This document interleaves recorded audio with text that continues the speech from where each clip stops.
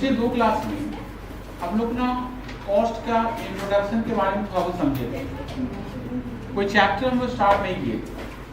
अच्छा, इंट्रोडक्शन जो चैप्टर था उसमें थोड़ा थोड़ा सम्स है, स्टडी मटेरियल मिलेगा तो उसमें दिखेगा आपको, ठीक है। और आज हम लोग ना एक नया चैप्टर स्टार्ट करेंगे, चैप्टर नंबर 2। ये सम्स का चैप्टर है। अच्छा, ये चैप्टर कितने मार्क्स का है? तो सबसे पहले ये बता दें कि अभी तक ना पेपर पैटर्न आया नहीं है, मार्क्स डिस्ट्रीब्यूशन आया नहीं है, ठीक है। लेकिन ये इस चैप्टर से जो क्वेश्चन पूछता है उस क्वेश्चन का मिनिमम मार्क्स होगा, मिनिमम मार्क्स 15। मतलब बहुत बड़ा चैप्टर है, बहुत बड़ा चैप्टर है। इस चैप्टर से कम 15 मार्क्स का क्वेश्चन कंफर्म रहेगा पेपर में। अच्छा, आपके सिलेबस में जैसे हम पिछले क्लास में बताए थे कि आपके सिलेबस में इस बार सिर्फ 5 चैप्टर है। सिर्फ कितना चैप्टर है? सिर्फ 5 चैप्टर है। तो सिर्फ 5 चैप्टर देखकर उसको हल्के में मत लेना, क्योंकि एक चैप्टर के अंदर बहुत सारा कहानी है, बहुत सारा कहानी है। और एग्जाम ऐसा नहीं है कि एग्जाम आपका होगा अक्टूबर या नवंबर में, ऐसा नहीं है। यहाँ से 6 महीने मत काउंट करना, ठीक है। यहाँ से 6 महीना मत काउंट करना। यहाँ से मैक्सिमम आप 3 से 4 महीना ही काउंट कर सकते हैं, ठीक है। 3 महीना एवरेज, मेरे दिमाग में 3 महीना चल रहा है। और एग्जाम का मंथ लेके शायद एनी हाउ अगस्त में एग्जाम आपका होगा ही होगा। अगस्त में आप शुरू में हो जाए, मिड में हो जाए, एंड में हो जाए, वो आपका लक है। इसका मतलब जितना सिलेबस है उसके अकॉर्डिंगली आपको फटाफट कवर करना पड़ेगा, फटाफट आपको कवर करना पड़ेगा। और ये अकाउंट से फिर बता दे रहे, अकाउंट जो हम लोग पढ़े सेम 1 का, देखिए अकाउंट्स में आप लोग का अपना सबको अपना लेवल समझ में आ गया होगा, पेपर देखे होंगे तो, ठीक है। और टीचर लोग का लेवल पता चल जाता है, हाँ, टीचर लोग का लेवल आपको समझ में आ जाएगा, ठीक है। मैं अपना तारीफ नहीं कर रहे हैं, उसे मत समझ। हाँ, लेकिन हम जो पढ़ाएंगे उसके बाहर नहीं पूछेगा कुछ, उसके बाहर आपका कुछ नहीं रहेगा, पेपर में कुछ भी चीज बाहर नहीं रहेगा। और आपको क्या करना पड़ेगा, अभी प्रैक्टिस करना। सिद्धरा बेटा क्या कर रही हो, क्या कर रही हो, क्यों बात कर रही हो? सीधा तो अच्छा स्टूडेंट है, बात कैच करती है जबरदस्त।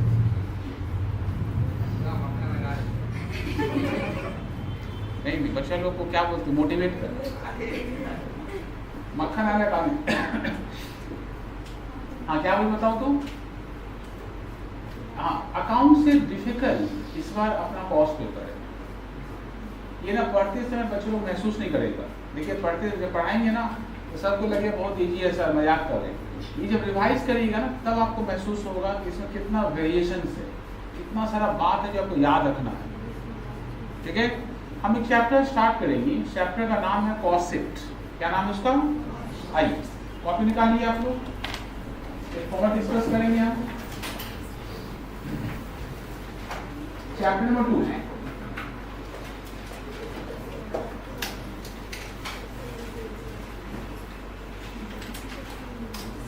Cost.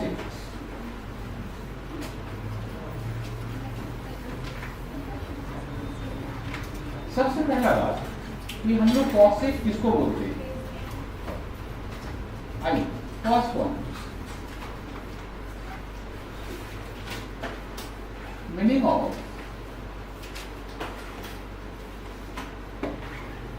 Cost.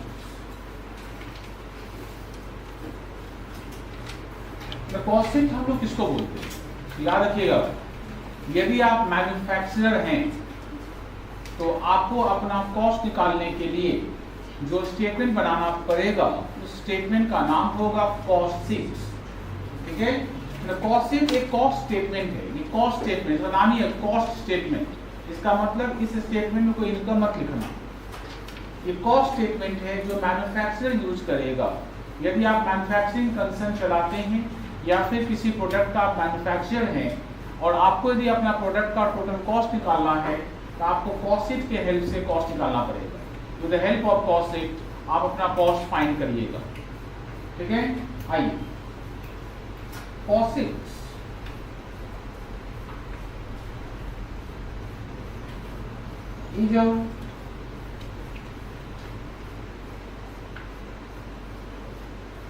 is a statement of costs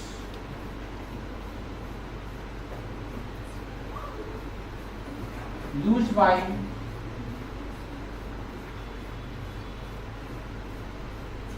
by manufacturers to determine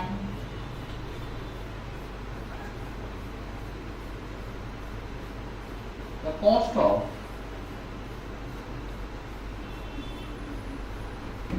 products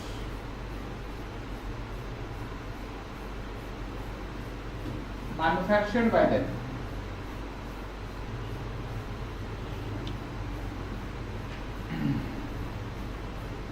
manufacture by मतलब कॉस्ट क्या है? कॉस्ट एक स्टेटमेंट ऑफ कॉस्ट है। ये कॉस्ट का क्या है? कॉस्ट का स्टेटमेंट है, ठीक है। Statement of cost used by manufacturer. तो कौन यूज करेगा बताओ तुम? इसको मैन्युफैक्चरर यूज करेगा। यदि आप मैन्युफैक्चरिंग कंसर्न चलाते हैं तो आप इसका इस्तेमाल करिएगा। टू डिटरमाइन क्या निकालिएगा आप इसमें?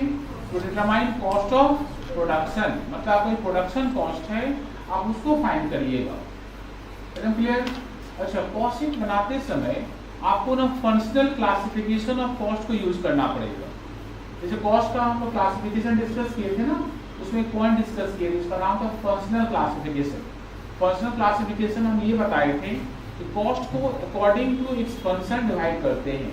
जैसे फैक्ट्री का खर्चा को बोलते हैं फैक्ट्री ओवरहेड, जैसे ऑफिस का खर्चा को बोलते हैं ऑफिस ओवरहेड, सेलिंग के खर्चे को बोलते हैं तो सेलिंग ओवरहेड, एंड डिस्ट्रीब्यूशन के खर्चे को क्या बोलते हैं हम लोग? Distribution overhead. On the basis of function हम लोग क्या करते हैं? कॉस्ट को क्लासिफाई करते हैं। एंड इस चैप्टर को पढ़ते समय आपको फंक्शनल क्लासिफिकेशन ऑफ कॉस्ट को ध्यान में थोड़ा रखना है, ठीक है। In cost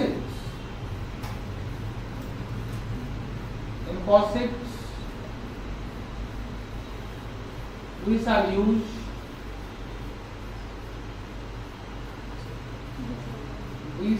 use functional classification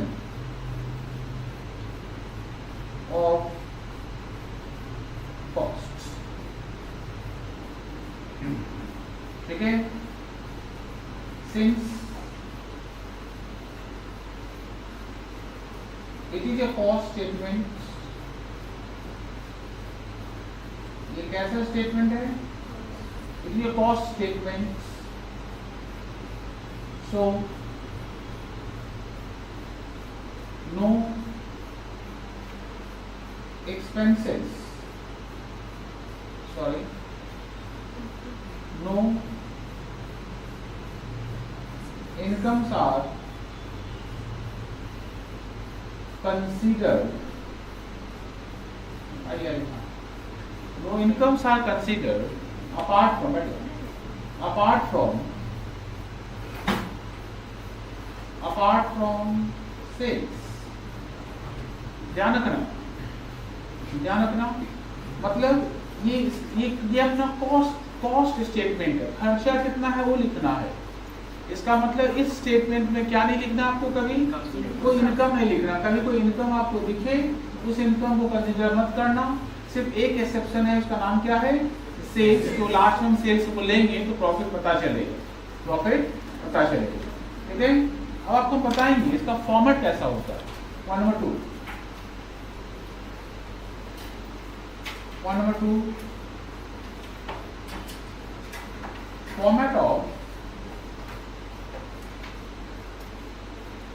format of cost sheet।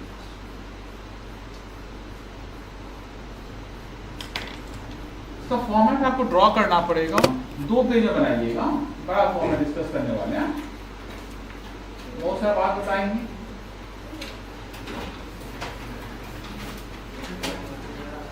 Right hand side में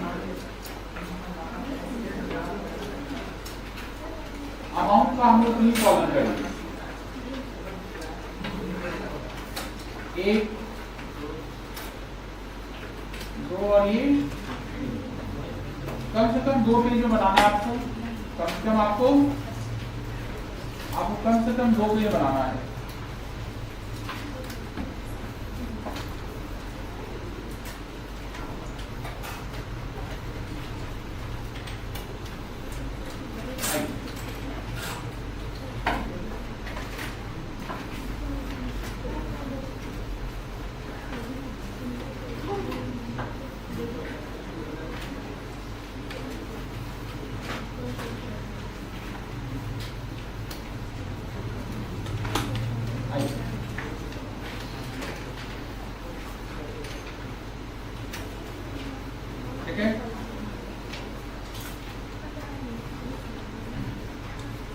ऊपर लिखेंगे हम लोग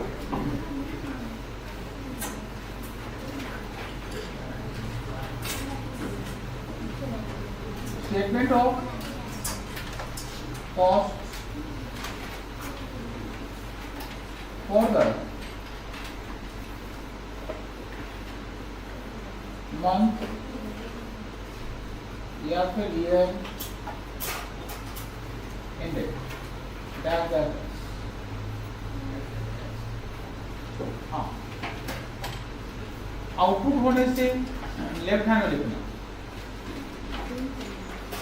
आउटपुट कहाँ लिखेंगे हम लोग? Left hand. Particular details amount rupees and per unit rupees per unit.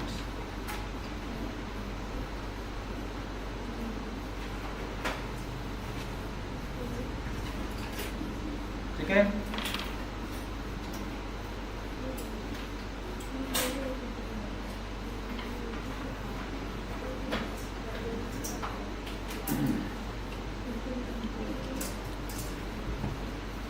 Start करें।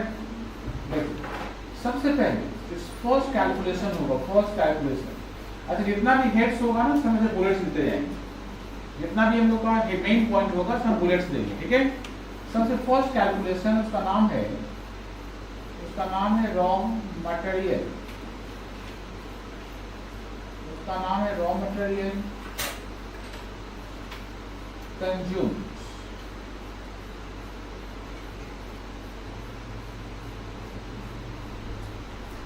ठीक है, हम लोग किसका बना रहे हैं कॉस्ट शीट? हम लोग किसका बना रहे हैं? मैन्युफैक्चरिंग कंसर्न का। मैन्युफैक्चरिंग कंसर्न क्या यूज करेगा? पहले मटेरियल यूज करेगा। क्या यूज करेगा? मटेरियल। तो मटेरियल कंज्यूम कैसे निकालेंगे? आइए, आपको लेना होगा ओपनिंग स्टॉक। आपको लेना होगा ओपनिंग स्टॉक और मटेरियल कॉस्ट कॉलम में कॉस्ट। ठीक है, इसमें ऐड करेंगे। देखो ऐड हम कहाँ लिख रहे हैं? देखो ओपनिंग स्टॉक के नीचे लिखे हैं। ठीक है, प्रेजेंटेशन में ध्यान रखना। इसमें ऐड करेंगे हम लोग परचेज ऑफ मटेरियल। इसमें फिर ऐड करेंगे हम लोग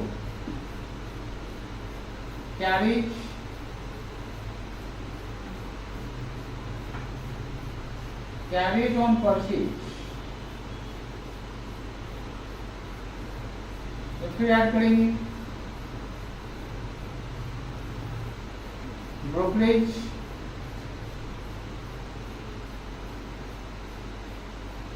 एंड कमीशन ऑन परचेज।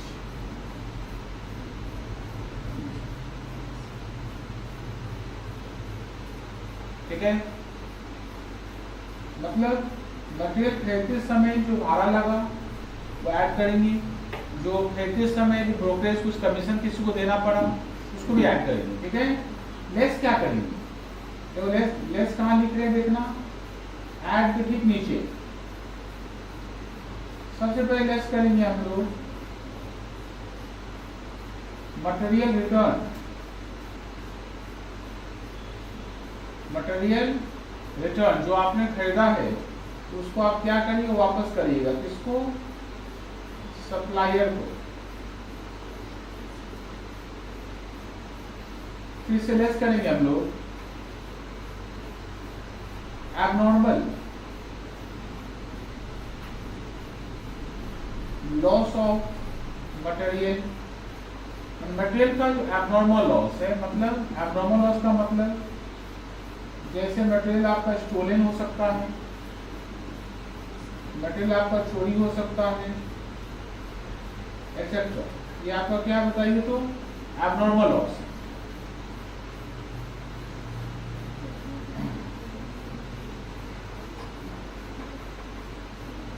आपका क्लोजिंग स्टॉक मटेरियल जो बच जाएगा आपके पास उसको भी लेना। और इनडायरेक्ट यूज, कभी मटेरियल का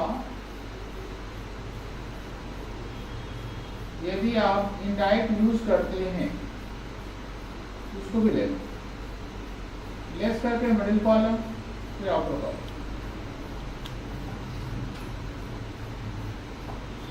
जो जो मिडिल कॉलम में जाएगा उसको फिर कहाँ लिखेंगे, आउटर कॉलम। ठीक है, एकदम क्लियर। देखिए तो कॉन्सेप्ट एकदम क्लियर चाहिए। सबसे फर्स्ट कैलकुलेशन क्या किया हम लोग, फर्स्ट कैलकुलेशन का नाम है raw material consumed.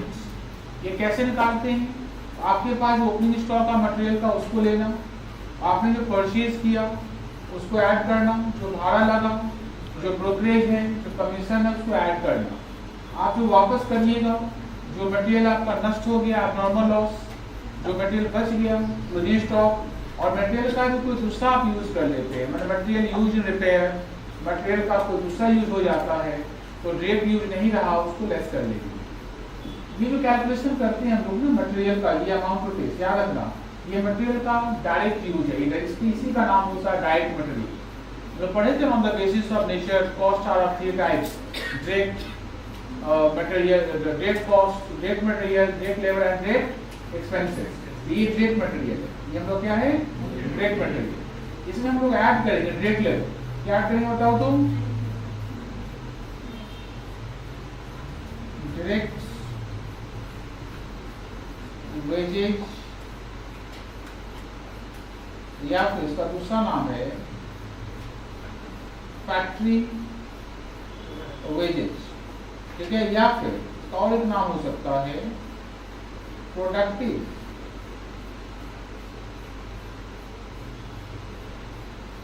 Wages. Middle column में क्रॉस, आउटर कॉलम में क्रॉस। ठीक है, पहुंचे यहाँ पे सही बच्चे, यहाँ पे नोट्स करें लिख लीजिए, कोई डाउट है तो बताइए।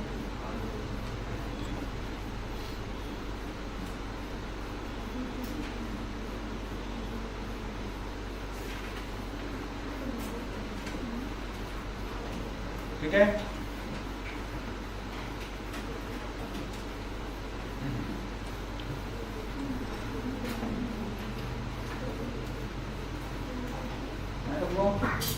इसको आइए अब हम लोग लेंगे डायरेक्ट एक्सपेंसेस। क्या लेंगे हम लोग, ऐसे बुलेट पॉइंट देना, टेस्ट खत्म है और दूसरे पेज में गए हैं। उसका नाम लेंगे डायरेक्ट एक्सपेंसेस। डायरेक्ट एक्सपेंस क्या क्या हो सकता है सर, मतलब 3 ऐसा एक्सपेंस लेना है जो डायरेक्ट नेचर का है। ये फर्स्ट का नाम क्या बताएं हम आपको, फर्स्ट का नाम बताएं हम आपको डायरेक्ट मटेरियल, सेकेंड का नाम क्या बताएं हम आपको डायरेक्ट लेबर, एंड थर्ड नाम क्या बता रहे हैं हम आपको डायरेक्ट एक्सपेंसेस। डायरेक्ट एक्सपेंस का मतलब ऐसा खर्चा जिसके बिना प्रोडक्ट आपका बन नहीं सकता है, जिसके बिना प्रोडक्ट आपका आप बना नहीं सकते। तो सबसे फर्स्ट एग्जाम्पल है, एग्जाम में सबसे ज्यादा बात पूछा गया इस नाम से, चार्जेबल एक्सपेंसेस, या क्वेश्चन में देखिएगा तो अधिकतर सब में चार्जेबल एक्सपेंस लिखिएगा। चार्जेबल एक्सपेंस का मतलब जो एक्सपेंस डायरेक्टली चार्ज होता है उसी को बोलते हैं चार्जेबल एक्सपेंस। ठीक है, सेकेंड है हम लोग का रॉयल्टी। रॉयल्टी कैसा होना चाहिए, royalty must be related to production. Royalty क्या होता है, रॉयल्टी मतलब जो आपको फॉर्मूला दिया है, जो आपको एडवाइस दिया है, ठीक है, जिसकी फॉर्मूला से आप प्रोडक्ट बना रहे हैं, या जो आपको टेक्नोलॉजी सपोर्ट किया वो आपसे रॉयल्टी लेगा। आपको बोलेगा एक प्रोडक्ट का 10 रुपया मेरा या 50 रुपया मेरा, वो जो पैसा आपसे लेगा उसको क्या बोलते हैं हम लोग, उसको बोलते हैं रॉयल्टी। ठीक है, रॉयल्टी 2 तरीके का होता है, एक ऑन सेल्स के ऊपर होता है, एक ऑन प्रोडक्ट के ऊपर होता है। रॉयल्टी ऑन प्रोडक्ट, प्रोडक्शन लिखा रहेगा, और क्या लिखा रहेगा प्रोडक्शन, तो समझ लेगा वो डायरेक्ट एक्सपेंस है। एकदम क्लियर सबका। Cost of design and die, design का मतलब बिना डिजाइन का प्रोडक्ट बनेगा नहीं। कोई भी प्रोडक्ट बनाने से पहले उसका डिजाइन रेडी होगा। डिजाइन कोई और बनाता है जिसका नाम डिजाइनर है, वो बना के कंपनी को बेचता है। उसका जो कॉस्ट है वन टाइम कॉस्ट है, ठीक है, वो आपका डायरेक्ट एक्सपेंस में आएगा। डाई क्या होता है? जो बाल में लगाते हैं वो बिल्कुल नहीं, उसको डाई नहीं बोलते हैं। डाई का मतलब यहाँ पर स्ट्रक्चर। डाई का मतलब क्या होता है?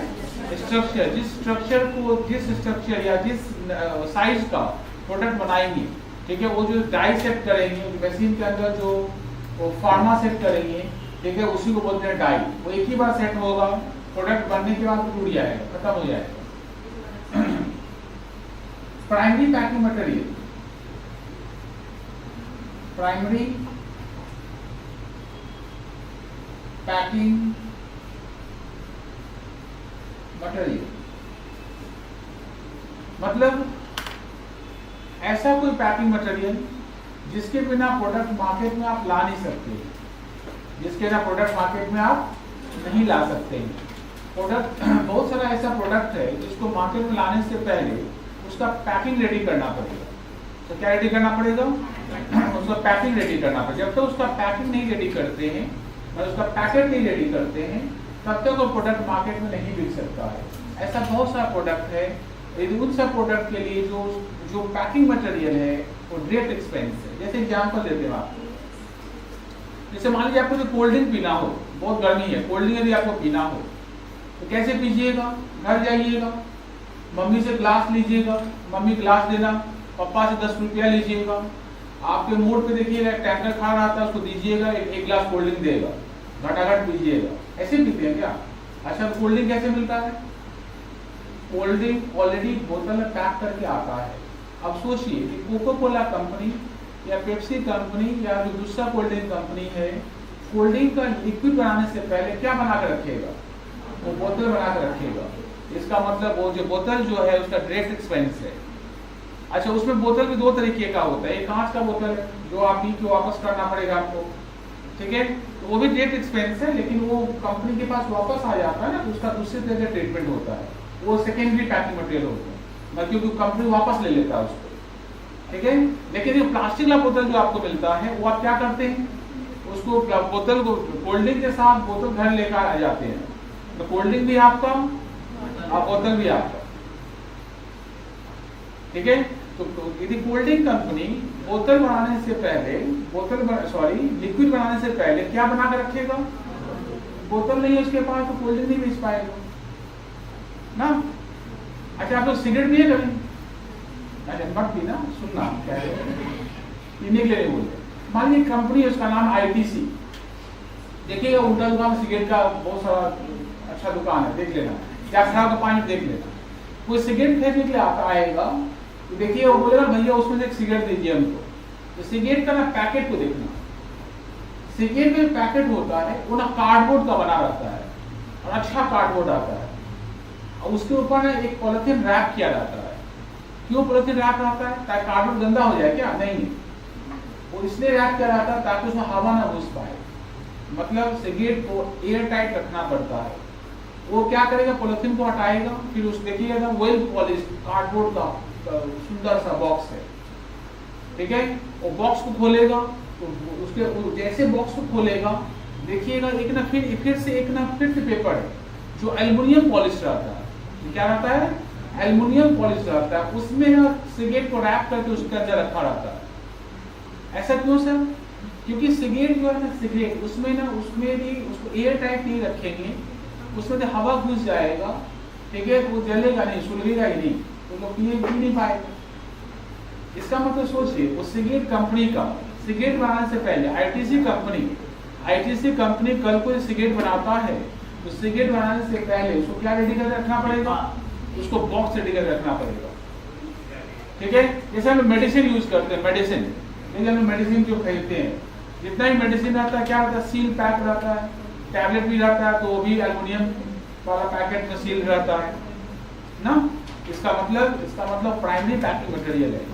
यदि कोई मेडिसिन कंपनी है, बात मत करिए, कोई मेडिसिन कंपनी यदि है, मेडिसिन कंपनी जब तक वो पैकेट रेडी नहीं करता है तब तक वो मेडिसिन नहीं बना पाएगा। बनाता है तो बेच नहीं पाएगा। आलू नहीं है, ढेर लगा के बेच लीजिएगा, ठीक है, इतना बात छोड़िए ना, क्लास खत्म हो जाके चाय दुकान वाले बोले चाय देना, तो चाय कैसे देगा आपको? किसमें देगा वो? भाड़ में देगा। वो भाड़ इज प्राइमरी पैकिंग मटेरियल, बिना भाड़ का वो चाय नहीं बेच पाएगा। यदि आसाम में उसका चाय से पहले भाड़ खत्म हो जाए तो बाकी बचा हुआ चाय से अपने आप को नहला सकता है, तो क्या नहीं कर सकता है? बेच नहीं सकता है, क्योंकि आप चाय जो भी चाय पीने के लिए आएगा उसको किसी को कंटेनर देना पड़ेगा, भाड़ देना पड़ेगा, बिना भाड़ का बेच नहीं पाएगा। अब देखिए सुबह सुबह देखिए आप लोग घर के लिए दूध लेते हैं, अमूल का दूध सब आता है, बोर्ड पर बिकता है हर एक के घर के चौराहे पर। देखिएगा अमूल कंपनी आपको, अमूल कंपनी वो जो दूध या दही जो पैक करता है, तो पैक करने से पहले क्या रेडी करेगा? वो पैकेट, वो उसका प्राइमरी पैकिंग मटेरियल है। इसका मतलब जिस पैकिंग के बिना प्रोडक्ट को मार्केट में आप ला नहीं सकते हैं, वो पैकिंग जो है आपका कहलाएगा प्राइमरी पैकिंग मटेरियल। और जिसके बिना प्रोडक्ट मार्केट में बिक सकता है, फिर भी आपको पैकेट दे रहे हैं, फिर भी आपको पैकेट दे रहे हैं, तो वो पैकेट जो है कहलाएगा सेलिंग एक्सपेंसेस। क्या कहलाएगा आपका? वो जस्ट कस्टमर का कंफर्ट के लिए दिया जा रहा है। ऐसा कोई प्रोडक्ट है जहां पर पैकिंग का कोई जरूरत नहीं है, पैकिंग का कोई जरूरत नहीं, वो पैकिंग इसलिए हो रहा है, वो पैकेट इसलिए दे रहा है ताकि आप ना उसको आराम से इजीली कैरी करके अपने घर तक जा सके। ऐसा कोई पैकिंग यदि होता है तो वो कहलाता है सेकेंडरी पैकिंग मटेरियल। जैसे मान लीजिए हम लोग गए ना किसी मॉल में सामान खरीदे या कपड़ा खरीदे, कपड़ा ऑलरेडी पैक किया हुआ था, इसके बाद जब बिल बन गया तो मॉल वाला क्या किया, दुकान वाला क्या किया, उसका अपना एक पैकेट लिया, पूछा कि आपको कैरी बैग चाहिए, आप बोले हाँ, तो उसका ही 5 रुपये आपसे ले लिया, ठीक है, आपको कैरी बैग दिया। कैरी बैग में दुकान वाले का नाम सब लिखा हुआ है, वी हैव नो ब्रांचेज, मेरा ये फोन नंबर है, मेरा ये एड्रेस है, उसमें सारा कुछ डाल दिया। अच्छा कि सेकेंड टाइम जो आपसे पूछा ना कि आपको कैरी बैग लगेगा, इसका मतलब वो carry bag is not important.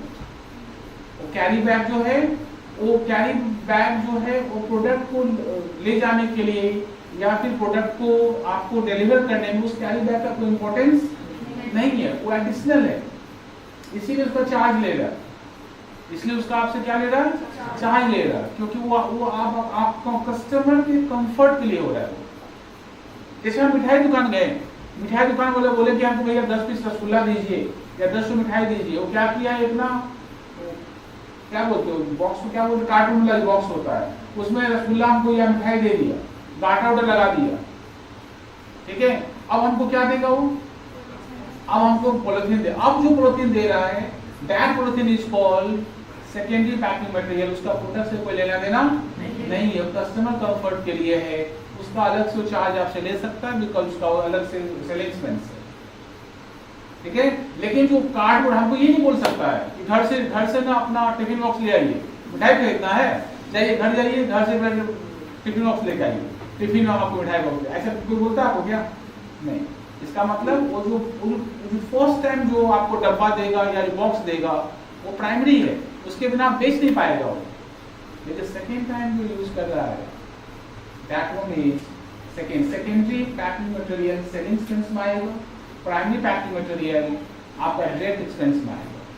समझेंगे क्या? जैसे एग्जाम में कुछ नहीं बोला रहेगा तो प्राइमरी है, कुछ नहीं बोला रहेगा तो क्या लेना उसको? हमेशा प्राइमरी। सेकेंडरी बोलेगा तो ही नीचे लेना, सेकेंडरी बोलेगा तो ही नीचे लेना, बिकॉज कोई प्रोडक्ट बनेगा तो उसका पैकिंग इज इम्पोर्टेंट, ठीक है। बिना पैकिंग का आप बिस्किट भी नहीं बेच सकते हैं। आइए प्राइमरी पैकिंग मटेरियल के बारे में बात करेंगे। Hire charge,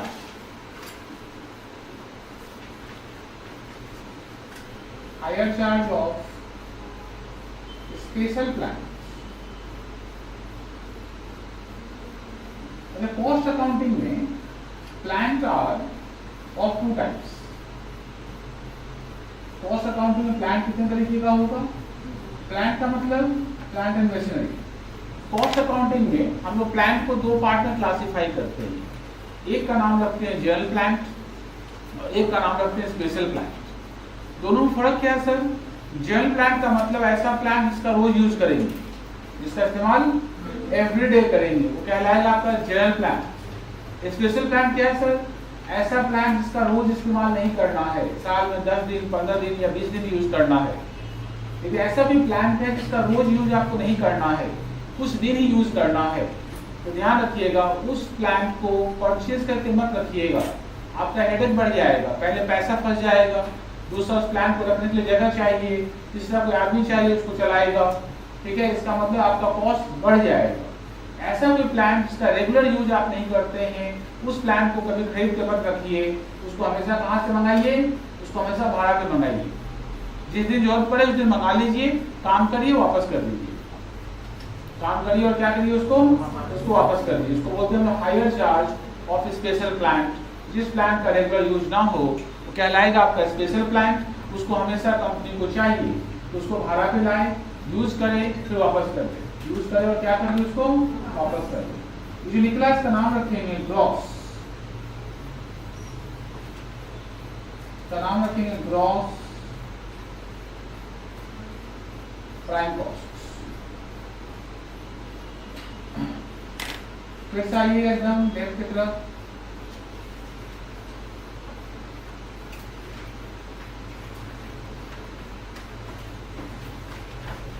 adjustment for work in progress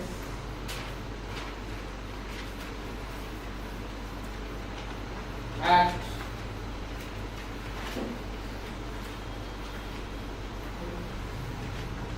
prime cost। Work in progress का मतलब जो काम अभी तक कंप्लीट नहीं हुआ है उसका नाम हम लोग रखेंगे वर्क इन प्रोग्रेस, या उसी को हम लोग बोलते हैं सेमी फिनिश्ड गुड्स। सेमी का मतलब आधा फिनिश हुआ है, ठीक है। यदि आपके पास WIP है, वर्क इन प्रोग्रेस है, और work in progress prime cost पे लिखा हुआ है, तो ध्यान रखना इसका एडजस्टमेंट प्राइम कॉस्ट वाले का एडजस्टमेंट प्राइम कॉस्ट के साथ होगा। कैसे तो लिखेंगे opening stock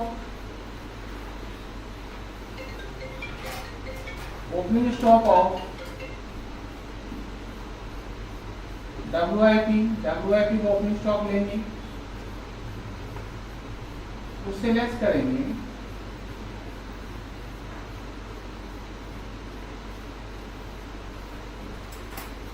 closing stock of WIP less करेंगे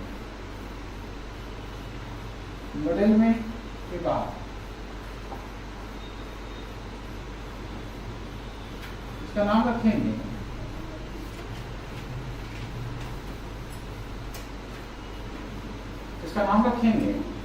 प्राइम कॉस्ट, ठीक है।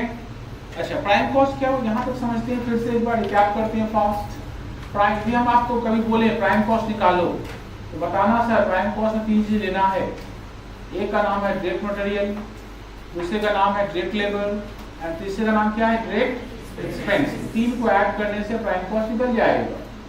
डायरेक्ट मटेरियल यदि ना दिया रहे क्वेश्चन के अंदर, यदि क्वेश्चन के अंदर नहीं दिया रहे तो कैलकुलेशन करेंगे, ये वाला कैलकुलेशन। यदि दिया हुआ रहे कि कैलकुलेशन मत करने जाइएगा तो उसका नाम सीधा क्या लिखेंगे, या तो लिखेंगे रॉ मटेरियल कंज्यूम, या फिर क्या लिखेंगे डायरेक्ट मटेरियल, ठीक है। समझिए कैसे कि ये यूज करना है कि नहीं करना है, सिंपल सा बात है। क्वेश्चन लिखा है opening stock, purchase, closing stock, समझ जाना कि कैलकुलेशन करना है।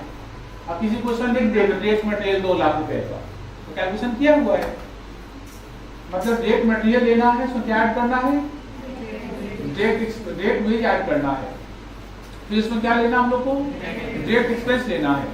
डायरेक्ट एक्सपेंस में ध्यान रखना, डायरेक्ट एक्सपेंस एग्जाम में ज्यादा चांस है चार्जेबल एक्सपेंस करके लिखिएगा, या फिर प्राइमरी पैकिंग मटेरियल करके लिखिएगा, एंड कभी कभी hire charge of special plan लिखिएगा, ठीक है। रॉयल्टी लिखिएगा, रॉयल्टी आता है कभी कभी, लेकिन रॉयल्टी में क्या होना चाहिए, रॉयल्टी ऑन क्या होना चाहिए, प्रोडक्शन। रॉयल्टी ऑन सेल होने को उसको मत लेना, रॉयल्टी ऑन प्रोडक्शन वाले को लेना, एकदम क्लियर। अच्छा इन सब को ऐड करने पे इसका नाम रखेंगे gross prime cost. If WIP, if work in progress, ठीक है, is given at prime cost, then such WIP का adjustment यहाँ पे करना, ठीक है। और नहीं दिया रहे तो उसका adjustment मत करना, उसका adjustment कहीं और होगा, एकदम क्लियर। ये एडजस्ट करने के बाद जो बचेगा उसका नाम क्या होगा, उसका नाम होगा प्राइम कॉस्ट। फिर से आना मेन हेडिंग में, अब इसमें हम देंगे फैक्ट्री का एक्सपेंसेस, सारा फैक्ट्री एक्सपेंस का नाम वो लिखते हैं ओवरहेड, ठीक है। इसके नीचे फैक्ट्री का खर्च लेना है, ध्यान रखना किसका खर्च लेना आपको, और फैक्ट्री एक्सपेंस आपको लेना है। जैसे फैक्ट्री का rent, rates and taxes,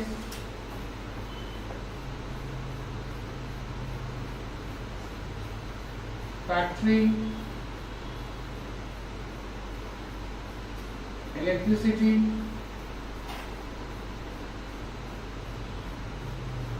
and lighting, power and fuel,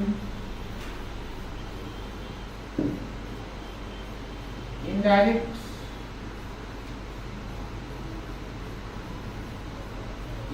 material,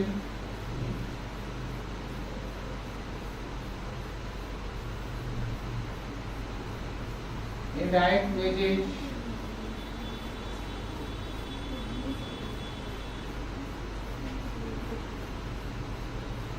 depreciation on P plus M क्या होता है आपको, land and machinery,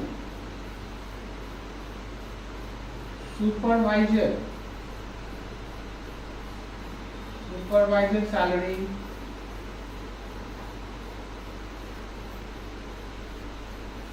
work manager salary, and other factory और कुछ हो सकता है, अदर फैक्ट्री एक्सपेंसेस को भी लेना, ऐड करके मिडिल इसको आउटर।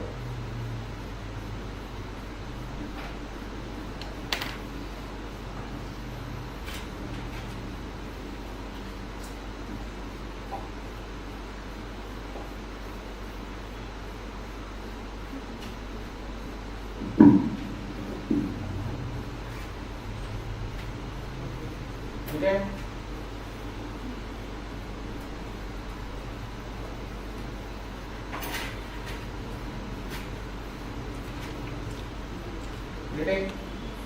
अच्छा इसमें फिर से हम एडजस्टमेंट करेंगे, adjustment of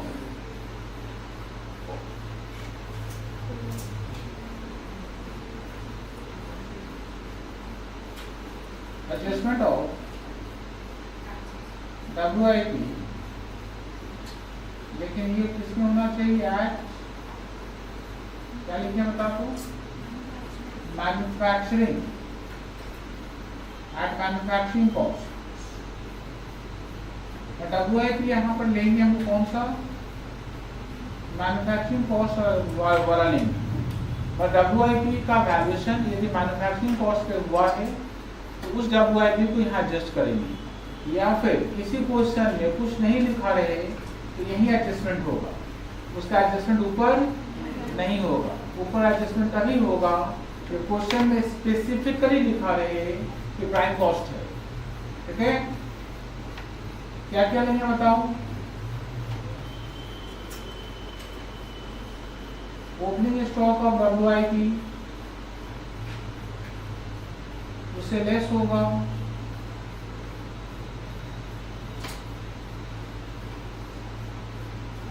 closing stock of WIP and इसी से लेस होगा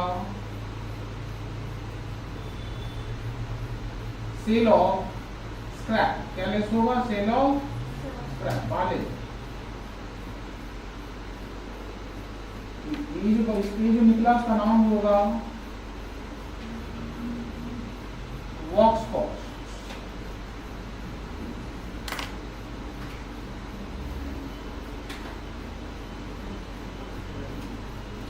नाम क्या होगा, वर्क्स कॉस्ट।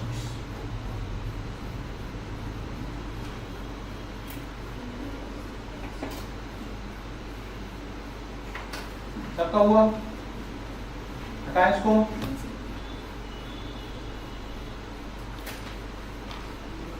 सब बच्चा समझ पाया क्या, मेरी स्पेस खत्म हो गया हो तो एक्सटेंड कर लेना थोड़ा, एक पेज और लगने वाला मगर हो आइए।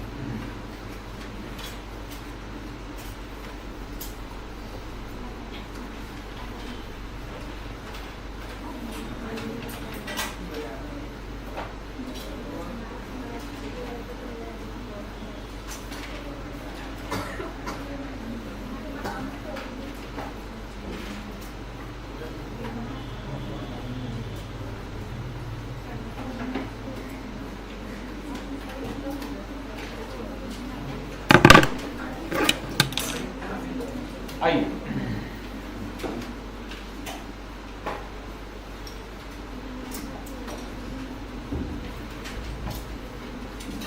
रेडी, अब मैं क्या लिखना बताऊं तो ऑफिस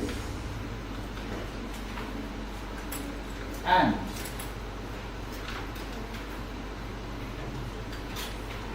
एडमिनिस्ट्रेटिव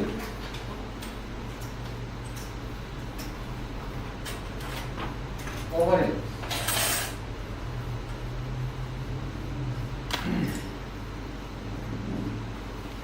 इसमें ऑफिस का खर्चा ले रहा है, office rent,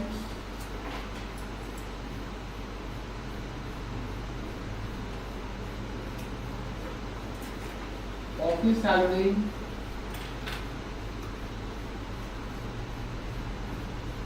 manager salary,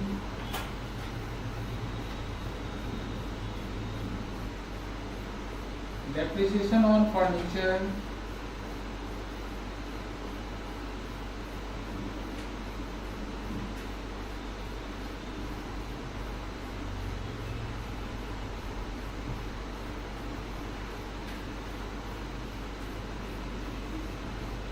other office expenses, add करके बढ़े तो ऐड करके बाहर, इसका नाम रखेंगे कॉस्ट ऑफ प्रोडक्शन। इस कॉस्ट ऑफ प्रोडक्शन के साथ एडजस्टमेंट होगा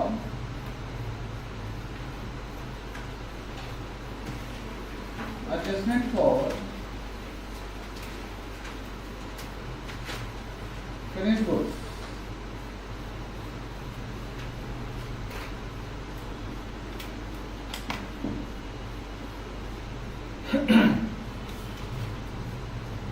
ये कैसे मिलेंगे हम लोग? ओपनिंग स्टॉक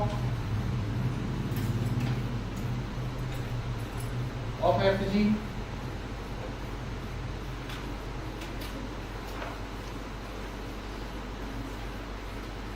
इससे लेस करेंगे क्लोजिंग स्टॉक ऑफ एफजी,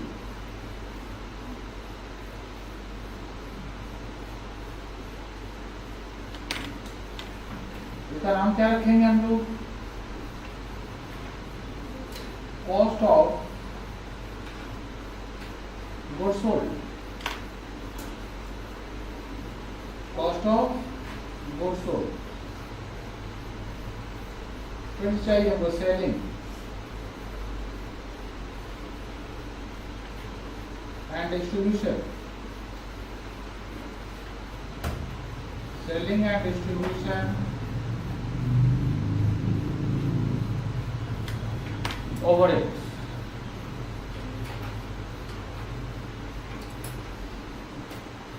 तो क्या क्या लेंगे बताओ?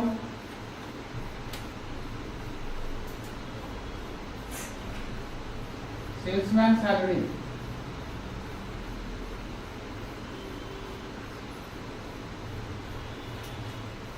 Selling expenses,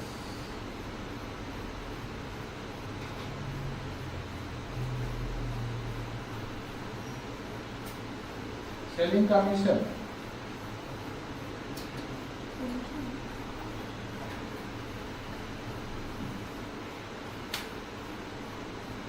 garage, outward,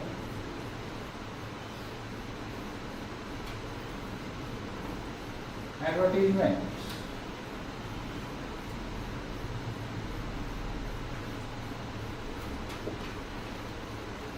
Distribution expense.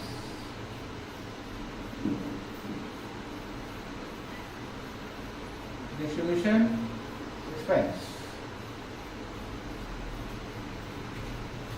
Acquisition on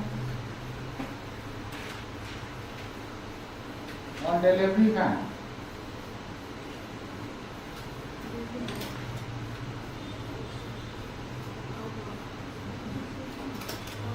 Other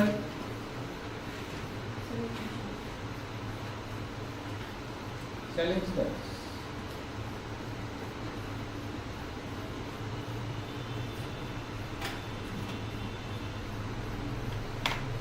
तो बाहर लाएंगे, तो नाम रखेंगे कॉस्ट ऑफ सेल्स या फिर टोटल कॉस्ट।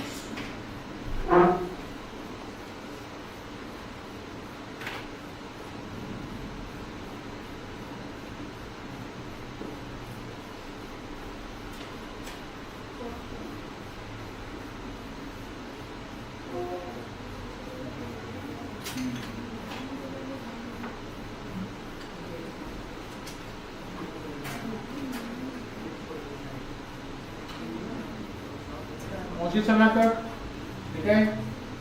अच्छा, ये प्रोडक्ट जो बना रहे हैं, उस प्रोडक्ट का ये टोटल कॉस्ट है, उसका क्या है, ये टोटल कॉस्ट है। अब हम लोग क्या करेंगे, टोटल कॉस्ट को प्रॉफिट के साथ कंपेयर करेंगे।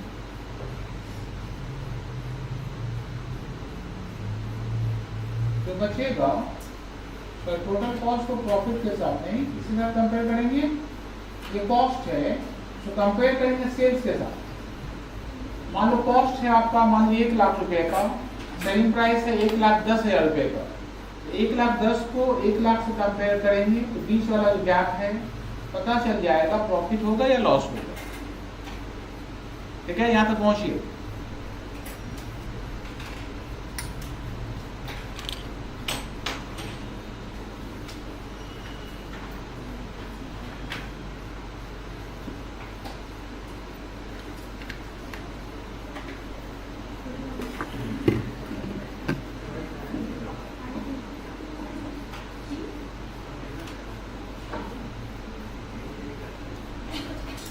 Ready?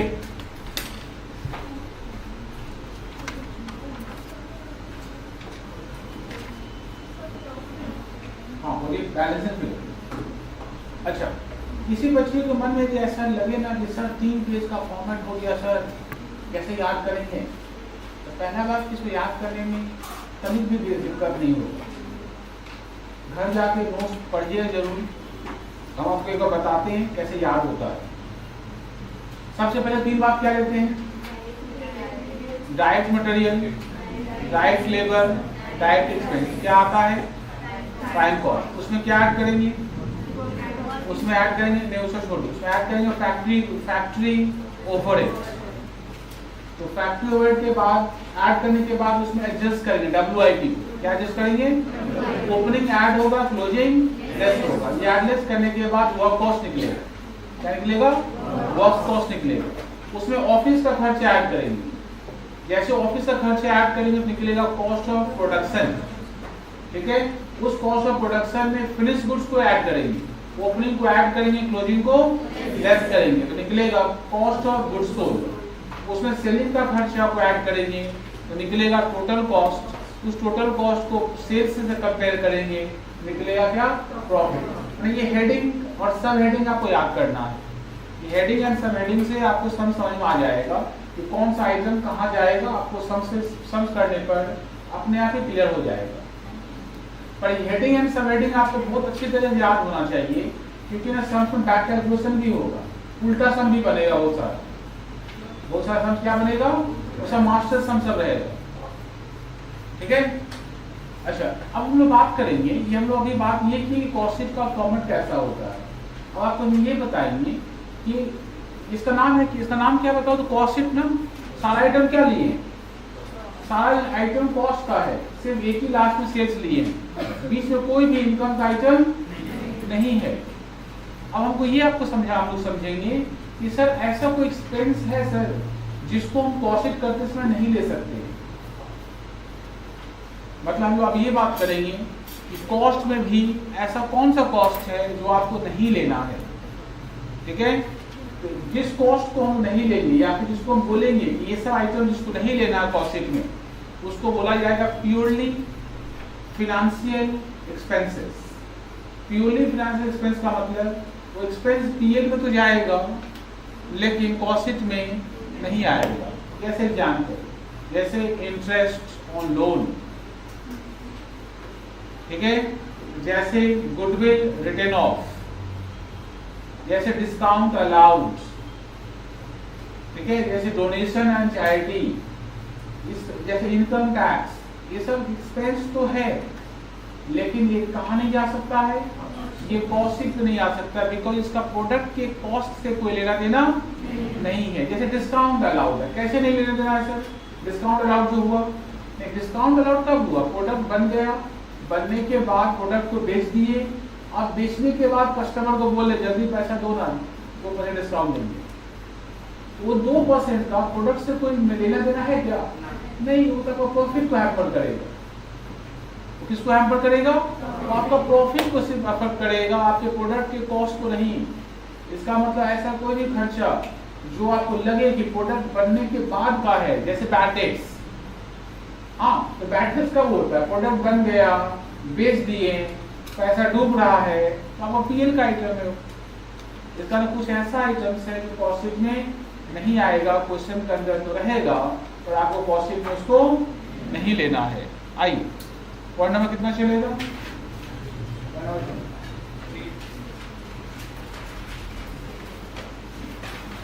Point number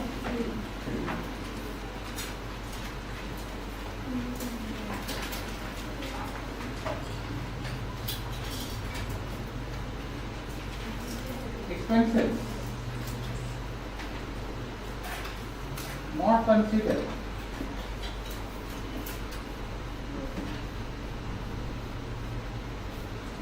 in cost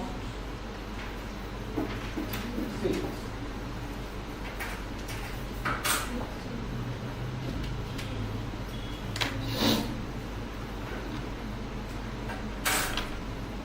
Not considering cost sheet. Correct? Right. There are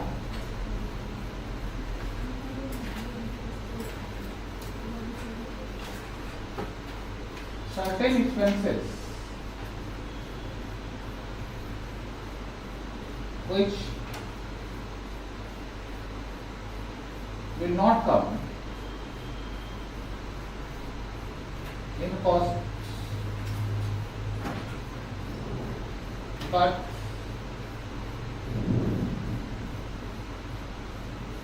this will come in PL। और कहाँ पे आएगा, ठीक है, हेंस कॉल, इसका नाम है purely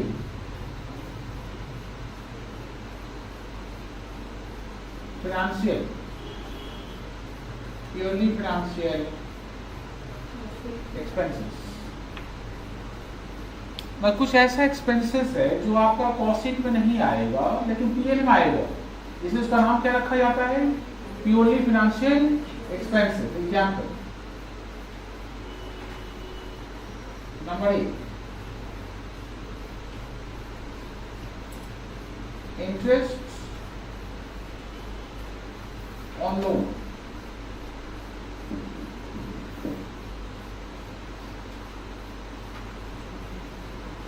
discount allowed, bad debts, इसको पहचानता है क्या, देखो तो PBT,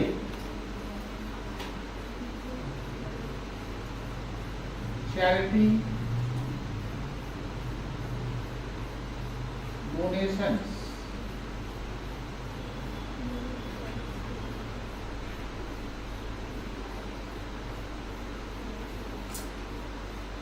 Goodwill,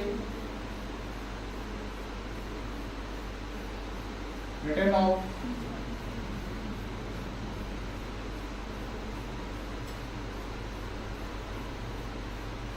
periodic expenses,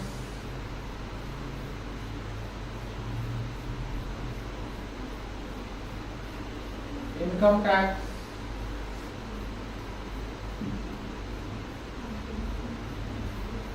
trade, discounts,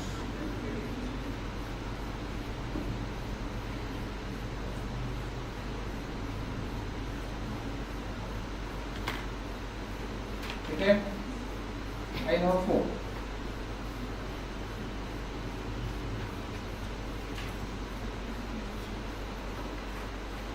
Income not considered.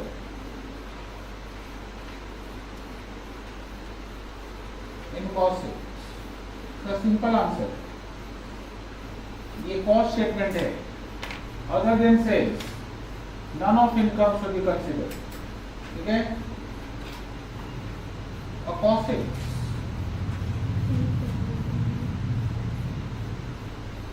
is a cost statement. Hence, none of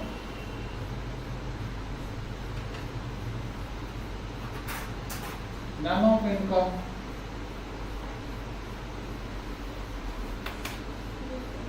other than sales will be considered. किसी इनकम को कंसीडर आपको नहीं करना.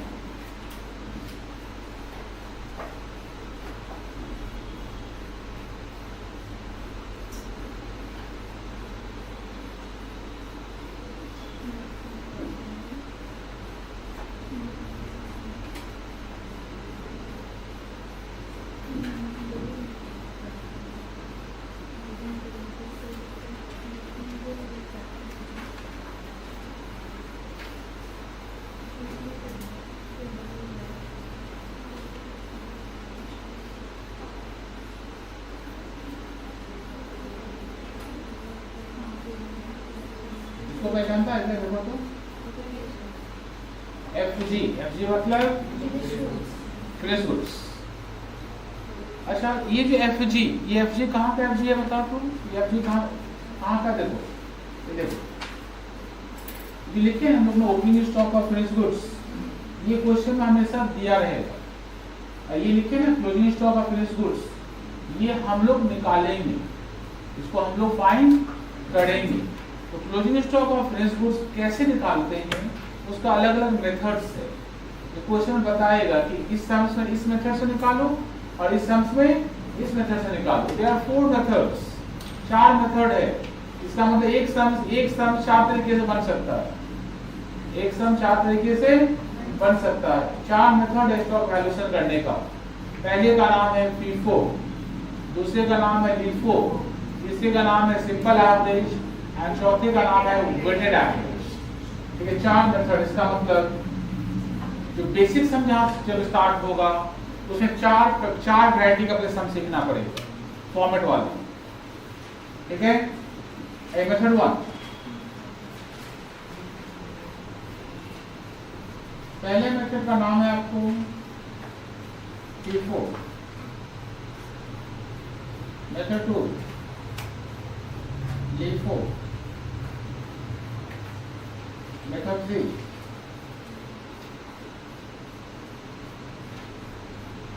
Simple average. Method 4 weighted.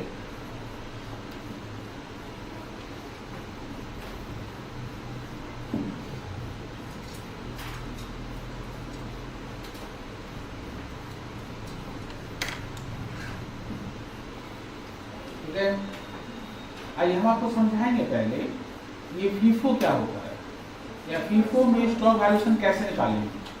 तो फीफो मेथड यूज करने के लिए बोलेगा, उसमें जो क्लोजिंग स्टॉक निकलेगा निकालने का क्या कोई फॉर्मूला है कि नहीं, ये बात हम लोग सीखेंगे। हटाए इसको। आइए point number 6। So now method 1.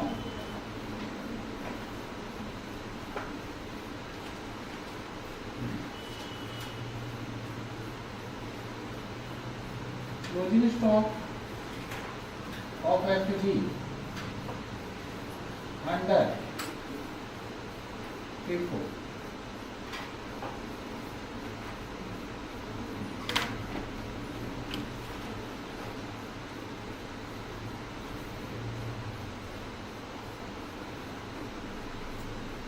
FIFO means first in, first out.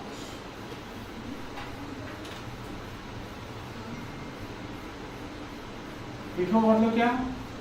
First in first out. ठीक है, इसका मतलब जो प्रोडक्ट आप पहले बनाइएगा उसको आपको पहले बेचना है। इसका मतलब आपके पास जो प्रोडक्ट बचेगा वो इस बार जो बनाएंगे वो बचना चाहिए। इस बार जो बनाए वो बचना चाहिए। ठीक है, इस बार जो बनाए वो बचना चाहिए। तो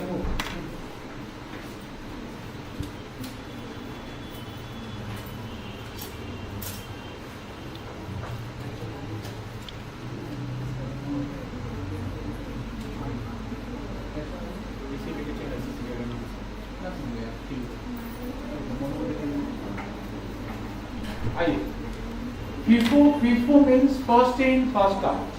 ठीक है, इसका मतलब आप जो गुड्स बनाइएगा इस बार क्लोजिंग स्टॉक, इस बार जो गुड्स बनाइएगा उसका पार्ट होना चाहिए। मतलब फर्स्ट इन का मतलब जो पहले बना था पहले बेचेंगे। मतलब अपने पास कोई ओपनिंग स्टॉक था, मान लीजिए 5,000 ओपनिंग स्टॉक था, अब 20,000 प्रोड्यूस किए, तो 5,000 प्लस 20,000 कितना हो गया टोटल? 25,000। मान लीजिए हमको 17,000 बेचना है, कैसे बेचेंगे? पहले 5,000 को बेचेंगे, खत्म। 17 में से 5 चला गया, बचा कितना? 12,000। किस में से बेचेंगे?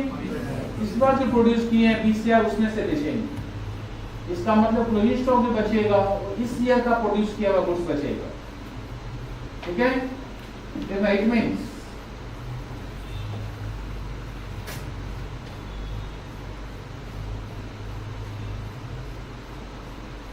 the products manufactured first will be sold first। मतलब जो पहले बनेगा वो पहले बिकेगा। The closing stock will be out of this year production, out of this year production। ठीक है,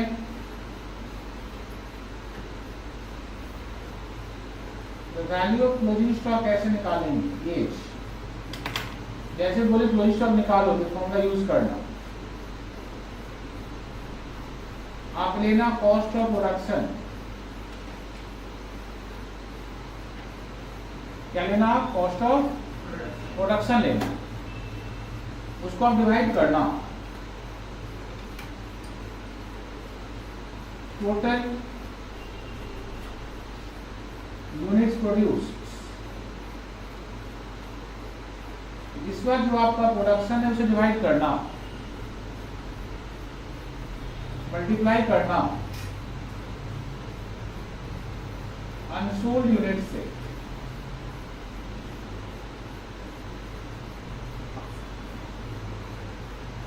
if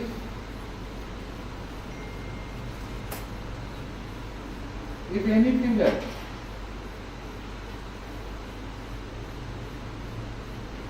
is missing, then use the following formula. यदि कोई भी इंफॉर्मेशन मिसिंग रहे, जैसे कॉस्ट ऑफ प्रोडक्शन तो दिया रहेगा क्वेश्चन के अंदर, ये इसमें से और इसमें से भी कोई मिसिंग रहे, एक फॉर्मूला बता रहे हैं, इसका यूज करना। Formula sales equals two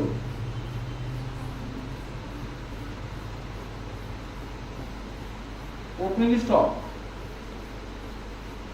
plus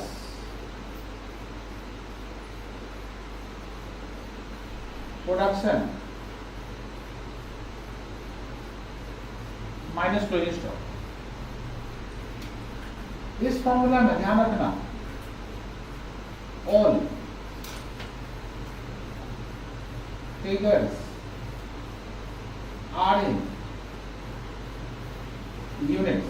इसमें कोई भी फिगर आपको किसमें नहीं लेना, आपको रुपीस में नहीं लेना है, सारा फिगर्स किसमें चाहिए, आपको यूनिट्स में चाहिए। तो क्लियर है बेटा? देख ध्यान दो,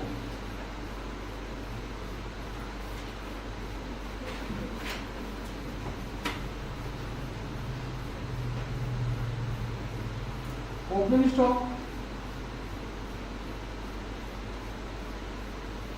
10,000 यूनिट्स,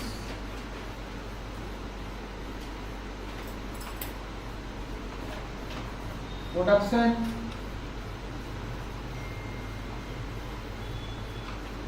40,000 यूनिट्स एट, इसका वैल्यू है 6 लाख। Sales 52,000 units. फाइंड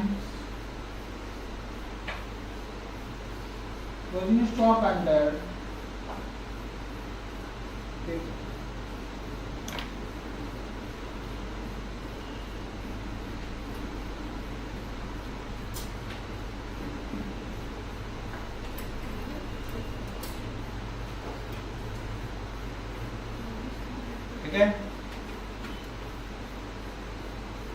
अच्छा बताइए तो क्वेश्चन के अंदर क्या नहीं दिया हुआ है?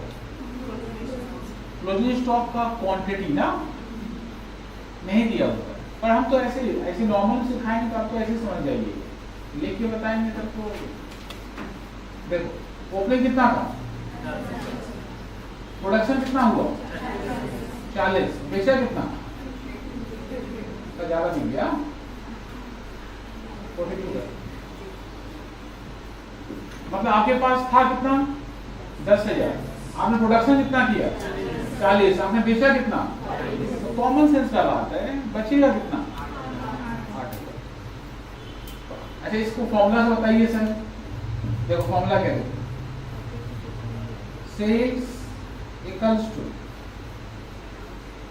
Opening stock plus production minus closing stock.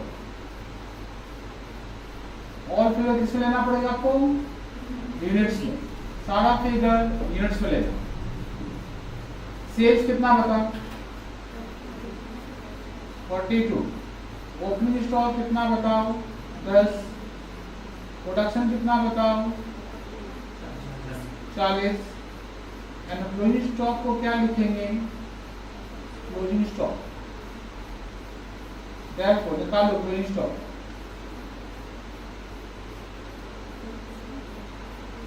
$8,000।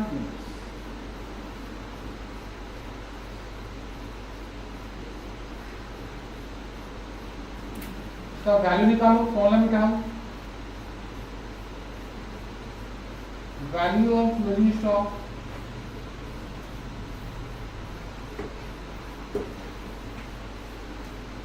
formula of cost of production by unit produced into unsold units. बताइए आपका कॉस्ट ऑफ प्रोडक्शन कितना है? 6 लाख। यूनिट प्रोड्यूस कितना आपका? 40,000। अनसोल्ड यूनिट कितना आपका? 8 क्या? बताइए।